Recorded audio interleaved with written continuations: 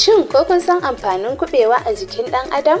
Sunana Basma Abubakar Yankaba Dala 360.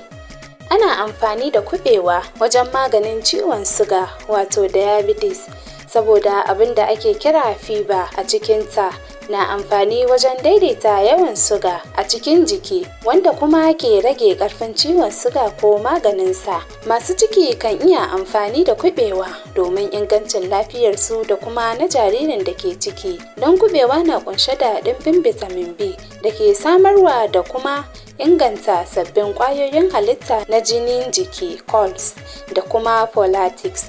Don haka kuɓewa na hana haihuwar jariri mai ɗauke da wasu naƙasu a jikinsa, kuma yana sa jariri ya girma a ciki da ƙoshin lafiya yadda ake so. Haka kuma jaririn da ke ciki zai iya amfani da vitamin C da ke cikin kuɓewa domin kare lafiyarsa. Kuɓewa na maganin ciwon ƙoda. Wani bincike daga jami'ar Zealand ta ƙasar Sin ya tabbatar da wannan bincike. Yana nuna cewa waɗanda suke ci ko shan kuɓewa a kullum sun nuna nasarar rashin lalacewar ƙoda, kuma musamman waɗanda ke ciwon suga, domin kusan kaso 50 na masu matsalar ƙoda sun samu matsalar ne saboda suna da ciwon suga. Kuɓewa na ƙara lafiyar tumbi. Kuɓewa na ƙara lafiya colon wato ƙarshen babban hanji. Yana wanke hanji da tumbi sosai, don haka yana maganin kumburin ciki. Kuma vitamin A da ke cikin kuɓewa na taimakawa lafiya wani abu kamar majina na cikin babban hanji.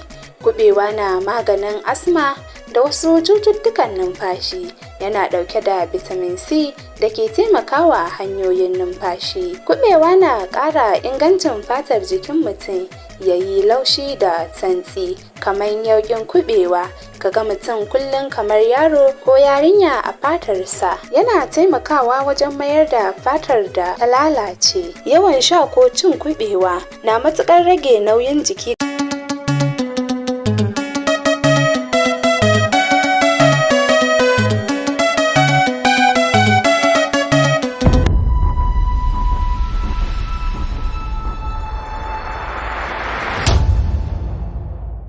Dala 360 tashar albarka. Danna mana subscribe sannan ku danna ƙarawar sanarwa domin samun sanarwa a duk lokacin da muka saki sababbin shirye-shiryenmu na labarai, rahotanni da kuma sharhi akan al'amuran yau da kullum.